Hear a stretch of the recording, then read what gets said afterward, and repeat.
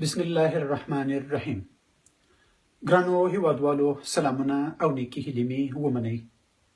زه له بریتانیا څخه یو ځل بیا ستاسو په خدمت کې حاضر یم او غواړم چې د یخ یا د ژمي د دې موسم عامې ویروسي ناروغیو په باره کې خپل معلومات له تاسو سره شریک کړم.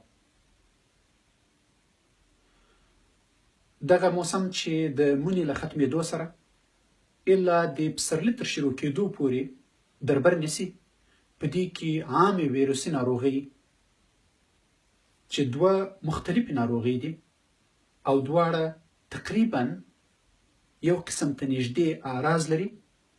یوه یې ډېره خفیفه او اسانه ناروغي ده او بله یې ډېره شدیده او سخته ناروغي ده. لومړی یې د زکام، ریزش، کامن کولد په هر نامه چې څوک یادوي دا نومیږي، او دوهمه یې والګی، فلو، انفلونزا، ګریپ چې په هر نامه یې څوک یادوي هغه نومیږي. دا دواړې ناروغۍ یو له بل سره جدا ناروغۍ دي. یوې د یو قسم وایرسو په واسطه منځته راځي او بله یې د بل قسم وایرسو په واسطه منځته راځي. اعراض که څه هم یو بل ته د دواړو سره نږدې دي، خو د زکام او ریزش ډېر عادي او خفیف دي، او د فلو یا والګي اعراض چې دي هغه ډېر شدید او امکان لري مختلف اختلاطات ورکړي. د زکام یا ریزش لپاره کومه خاصه دوا د زکام د له منځه وړلو لپاره او یا واکسین وجود نه لري. د زکام تداوی او علاج صرف او صرف د اعراضو له منځه وړل دي، خو برعکس انفلونزا، فلو، والګی هغه هم دوا لري او هم واکسین لري. لومړی راځو په اعراضو باندې غږیږو. زما په شمول دا ویډیو چې څوک ګوري، موږ تاسې ټولو په تیرو ژمو کې یا په یخو موسمونو کې د زکام وایرس یو ځل نه یو ځل نیولی یو. د ستوني درد، د پزې بندېدل، د پزې بهېدل او له هغه سره په څنګ کې ټوخی، د بدن درد او تبه د دې اعراض دي. که څه هم دغه ټول اعراض هم د زکام او هم د والګي یا د فلو دي، خو په دواړو کې فرق لري. په فلو کې یا په والګي چې کوم ده، په هغه کې د بدن درد او تبه نهایي زوروره وي. د زکام حمله تر یو حده پورې په تدریجي شکل باندې وي. د خلکو اول ستونی خارش کوي، له هغه څخه وروسته یې پزه په بندېدو په پرنچلو شروع کوي، او بیا یې پزه رابهیږي او له هغه سره وروسته ټوخی پسې پیدا کېږي. تبه تر یو حده پورې په کمه اندازه او د بدن درد لري. والګی اکثریت یې په ډېره چټکي پسې حمله کوي، له هماغه اولو وختو څخه ډېره شدیده تبه لري، ډېر شدید د بدن دردونه لري، حتی په ډېرو وختو کې ناروغان نشي کولی چې له خپلې بسترې څخه د باندې راووځي د دردو او د تبې له وجې څخه.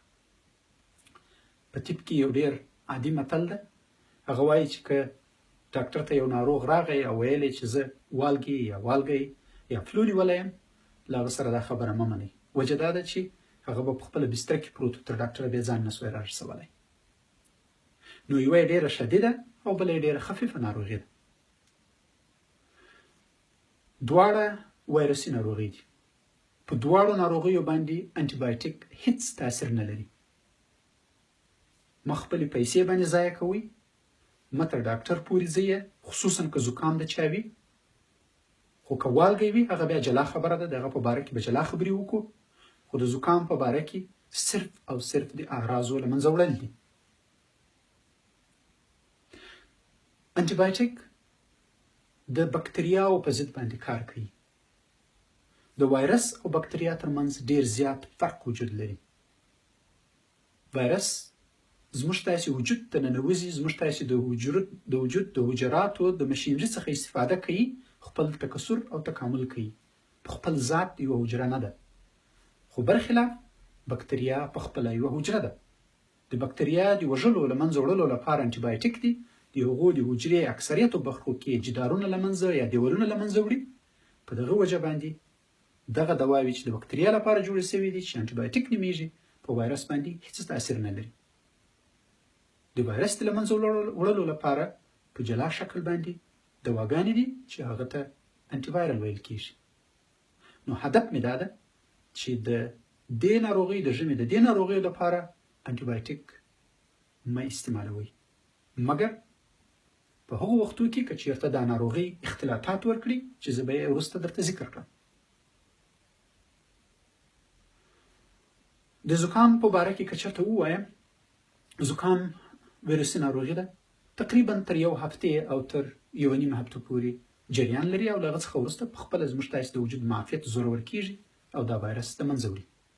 تقریبا 290 وایرسونه لري د زکام. لکه څنګه چې مې مخکې ذکر وکړو، د دې دپاره د دې ناروغي د وړلو لپاره نه واکسین وجود لري او نه دوا چې دا ناروغي له منځه یوسي وجود لري. صرف دوا یې د ناروغي د اعراضو د کمولو لپاره کاریږي.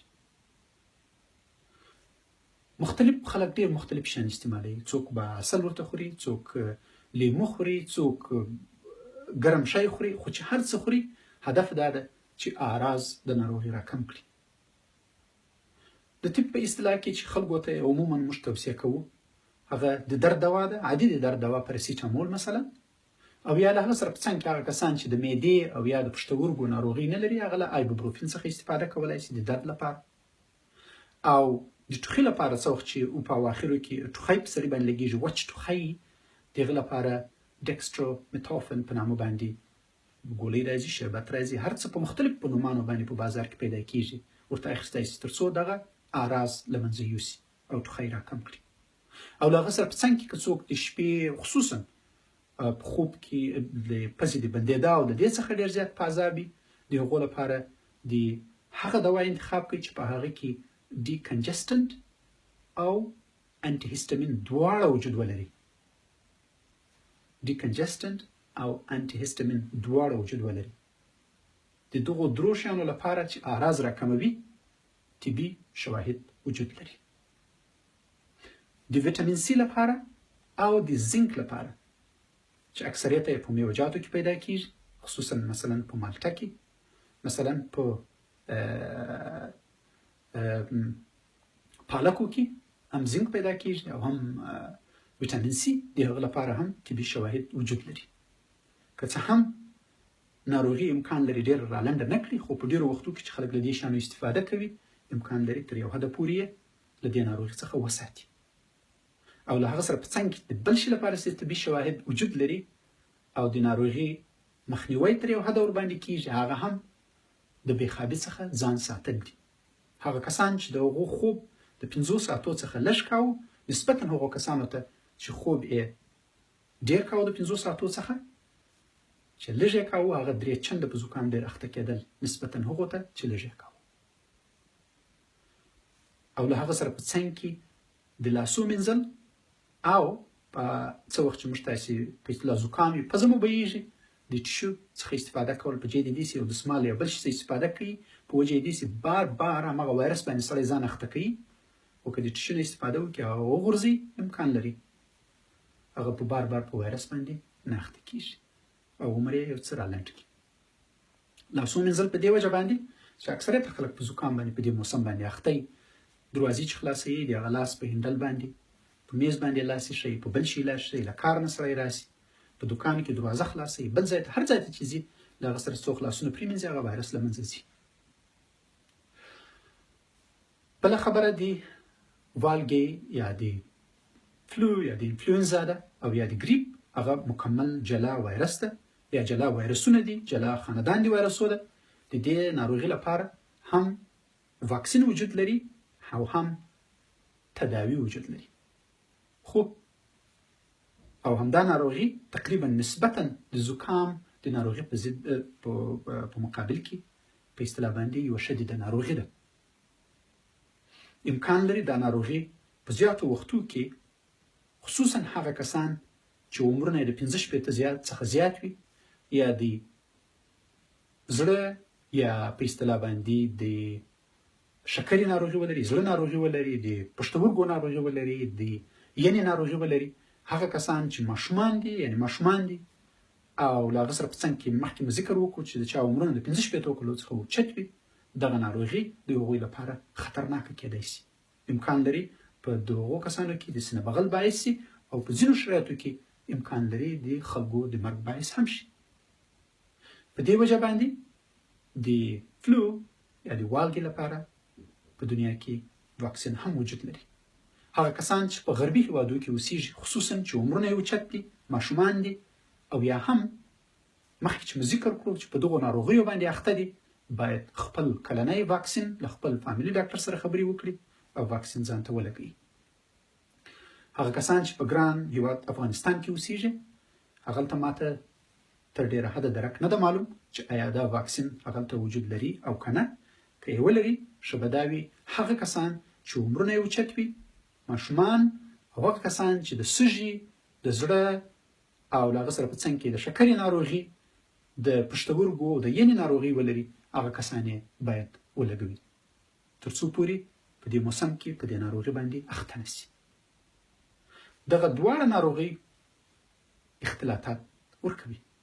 مخکې له دې چې په اختلاطاتو وغږېږم، د والګې یا د فلو لپاره چې کومه دوا راځي، د وایرس په ضد چې کارېږي، هغه ته اوزلټنویر ویل کېږي.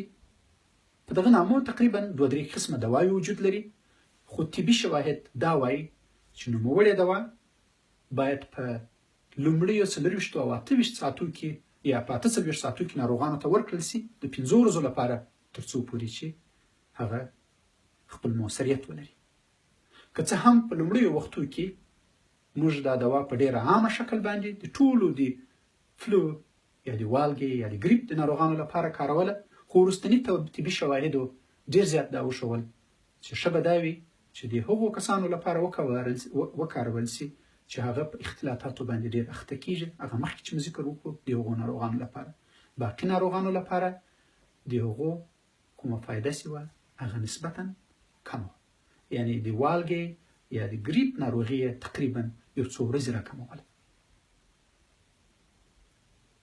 دا دواړې ناروغۍ چې ذکر هم وکړو، دغه دواړې ناروغۍ اختلاطات ورکولی شي او په هغه اختلاطاتو په صورت کې بیا موږ تاسو کولی شو چې له انټي بایوټیک څخه استفاده وکړو. او هغه اختلاطات څه دي؟ د هغو اختلاطاتو له جملې څخه نمونیا ده. خصوصا فلو یا والګی دا دغه اختلاطات ورکوي. زموږ تاسو په اصطلاح باندې د سږي انتان او یا هم سینه بغل. کوم وخت کې چې زموږ تاسو زکام یا فلو یا والګی په جوړېدو یې هفته یې پوره وي، پزه د سړي په جوړېدو باندې ټوخی تر یو حده په راکمېدو وي، تبه یې په راکمېدو وي، بېرته دوباره په ناروغي باندې شروع وکړي. خصوصا 4-5 ورځې بعد په جای د دې چې په ښه کېدو شي، په ښه کېدو را روان یې یو دم بېرته ناروغه شي، ټوخی یې پسې زیات شي، تبه یې زیاته شي، بدن دردونه یې ډېر شي. په دغه وختو کې باید فکر ورسره پیدا شي، خصوصا هغه کسان چې فلو او یا والګی لري چې سینه بغل شوي نه وي.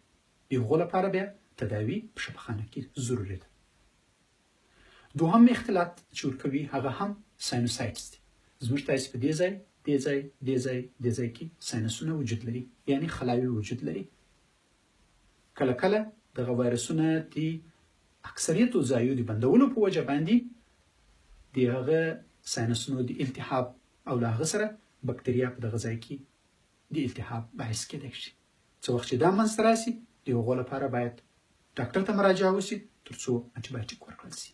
د ساینوسایټس اعراض چې دي هغه عموما د نورو اعراضو سره یو ځای د انسان درد د تندي په دې ځای او د مخ په دغو ځایونو باندې شدید درد وي.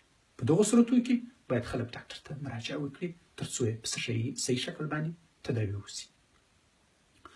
دریم اختلاط چې ده هغه هم د غوږ التهاب ده یا د غوږونو درد. کوم وخت چې د یو چا له دې زکام او یا هم له والګې یا له فلو یا له ګریپ سره یو ځای په دغه باندې درد سي، په غوږونو باندې درد سي، او یا هم د اکثر وختو کې د غوږو پرده پرې سي او له غوږو چې اوبه رواني، په دغو صورتو کې ناروغان باید حتما ډاکټر ته مراجعه وکړي تر څو اکثریت بکتریا په دې ځای کې د التهاب باعث ګرځېدلي او د هغو لپاره د انټي بایوټیکو ورکول ضروري دي او د هغو خوړل ضروري دي. نو که په لنډ شکل باندې ووایم د دې ناروغیو چې تر څو یې اختلاطات ورکړي نه وي، یعنې ساینوسایټس، د غوږو التهاب او د غوږو دردونه، له هغه سره په څنګ کې سینه بغل یا نمونیا، کوم وخت چې د دغو شیانو باعث نه وي سوی، په دې ناروغیو کې خصوصا په زکام کې ډاکټر ته ځئ، هماغه دواوې اعراض که لیمو ښه در باندې لګېږي، که چای ښه در باندې لګېږي، که شوربه ښه در باندې لګېږي، که ادرک ښه در باندې لګېږي، خو چې تاسې په څه شي باندې باور لرئ او په څه شي باندې ستاسې دپاره کار ورکوي، د هغه شي څخه استفاده وکړئ او دغه ناروغي پخپله له منځه ځي.